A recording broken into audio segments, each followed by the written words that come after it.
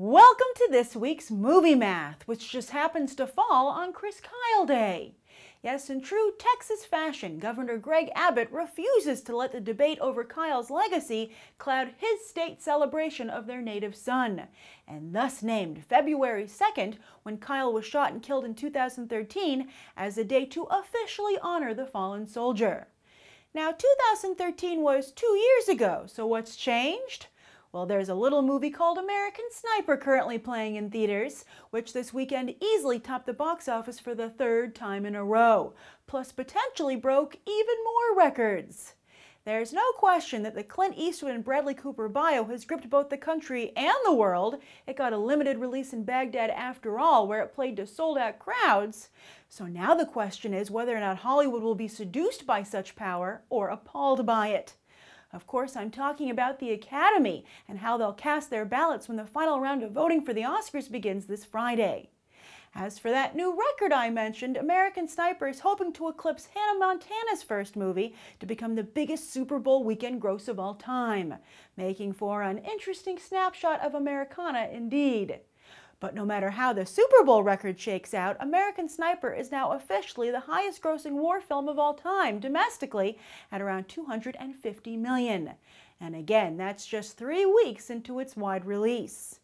Now, while American audiences continue to embrace Chris Kyle, they turned a cold shoulder to all 3 new releases for the weekend.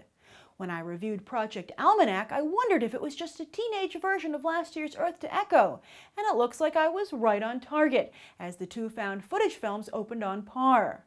Project Almanac, though, seriously underperformed for producer Michael Bay, who doesn't seem to have as much luck with sci-fi as he does with horror. Hey, wait, isn't Transformers sci-fi? I think we can all agree Bay's Transformers movies play by their own set of rules. As for Kevin Costner, he personally put up the $9 million to make Black or White, as he wanted to make sure Studio Suits didn't take the bite out of Mike Binder's script. Maybe some of that bite should have been hinted at with the film's ad campaign, which didn't get many into theaters. Still, thankfully, this isn't a huge embarrassment for Costner, although one does wonder just how much longer he can ride the coattails of 2012's incredibly successful Hatfields and McCoys.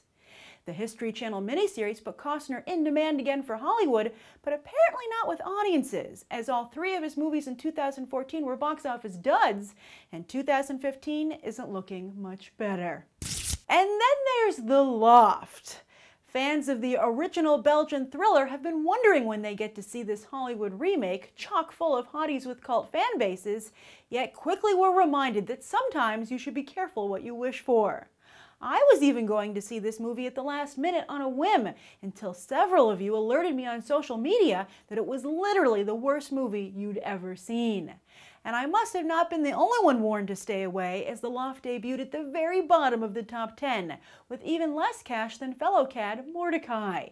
Speaking of Mordecai, the film which could potentially be the death knell of Johnny Depp's career, or at least hopefully a wake-up call, dropped over 60% in its second weekend and fell out of the top 10. The Boy Next Door also got the door slammed in its face, falling about 60% as well. But at least, like Ryan Guzman with J-Lo, it got one hot and steamy weekend with audiences. Yet 2 family films demonstrated nice holds.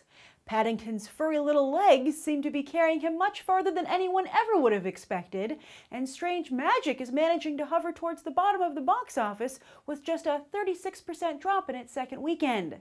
Then Game of Thrones hit IMAX theaters, posting very solid numbers, yet it won't get many headlines as it didn't crack the top 10. It almost did, though, and might have if HBO hadn't blinked and released the trailer online for Season 5 on Friday afternoon. Their hand was forced, though, because someone filmed the trailer and posted it themselves. Mystery dude, you are seriously undermining the chances of a Game of Thrones movie. And finally, the Oscars don't seem to be helping out the nominees with their box office numbers. The Imitation Game, Birdman, The Theory of Everything, and Whiplash have at least okay holds, but Selma and Boyhood dropped considerably. Boyhood is at least available to buy or rent, however, it's a real shame the exceptional Martin Luther King Jr. bio isn't finding an audience. However, it's actually performing on par with last year's 12 Years a Slave, which freaking won the Best Picture Oscar. Apparently, it's going to take more than King Jr. and even Kevin Hart to get white audiences to truly embrace so-called black films. As for this coming weekend, SpongeBob is coming out of the water to the top of the box office, as the little guy is expected to finally end American Sniper's #1 streak. Meanwhile, it looks like the Wachowskis aren't going to turn things around with Jupiter Ascending, while more supposedly top talent is set to be embarrassed at the box office with Seventh Son. And that's the weekend box office. I'm Grace Randolph, and we just did some movie math. As always, thanks for watching, and I hope you'll go beyond the trailer for these other top movies.